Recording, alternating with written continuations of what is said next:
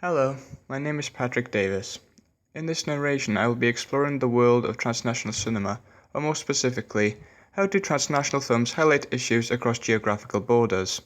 These issues could include social, cultural and/or economic issues, and how the filmmakers have weaved them into their films. First, I will define transnational cinema. Transnational cinema is a concept within film studies that encompasses a range of theories relating to the effects of globalization upon the cultural and economic aspects of the film. It incorporates the debates and influences of post-colonialism, consumerism, and third cinema, amongst many other topics.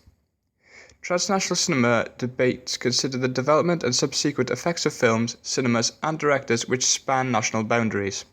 Two films which explore the previously mentioned concepts and issues in spectacular fashion are Danny Boyle's Slumdog Millionaire and Nicholas Roeg's Walkabout.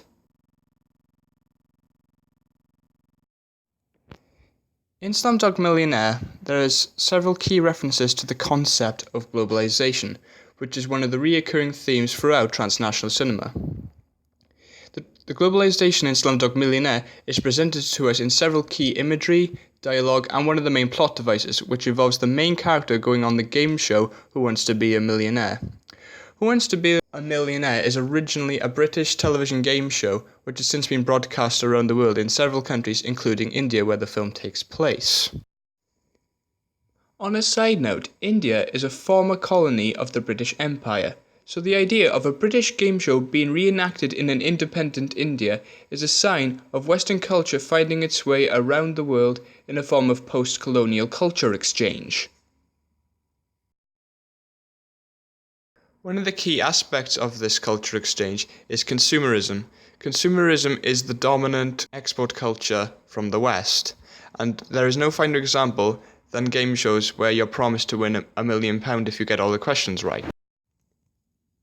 Now that I have looked at a key economic issue in Slumdog Millionaire, I will now look at one of the key social issues in the film, which in my opinion is religion, and it's highlighted in a certain sequence. In this sequence of Slumdog Millionaire, we see a vicious mob of fundamentalist Hindus raiding and pillaging the dominantly Muslim slums in which the main characters live. This is a culture clash when in society has a dominant religion. Any other religion is seen as inferior, invalid, or even a threat to the majority and must be stopped. This kind of behaviour is not exclusive to India. In the UK, Muslims are frequently the targets of racist and religious attacks from the other dominant religions.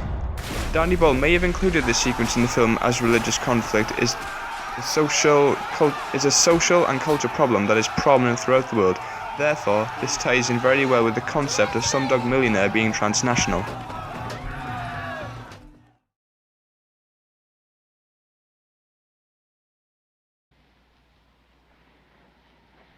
In Walkabout, director Nicholas Roeg has cleverly weaved in themes of alienation in post-colonial Australia.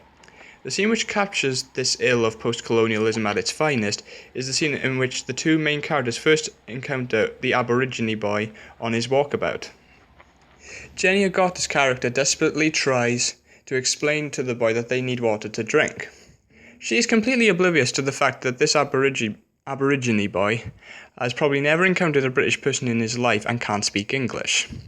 This moment in the film captures the division between the two worlds of Australia in complete alienation. This is the result of post-colonialism in Australia, which caused the native Aborigine people to become outcasts in their own country. It is quite comical when a younger brother explains to the boy their predicament using simple hand gestures, much to the amusement of the Aborigine boy, as he uses his survival skills to fetch them water. This scene is beautiful as it is important in showing how communication between all humans is not impossible, and languages are simply ways of dividing the human race. It is interesting to note that when this film was released, it was considered by many Australian audiences to be anti-Australian, as there were many scenes in which Roeg appears to be criticising the typical Aussie culture, depicting it as misogynistic and ignorant. However, it is not anti-Australian, it is simply shining a light on the part of Australian culture that has been swept under the carpet by colonialism and capitalism. It is this observation of post-colonialism and the study of human communication that makes Walkabout not only one of Roeg's greatest films, but also one of the greatest British-Australian cinema collaborations of all time.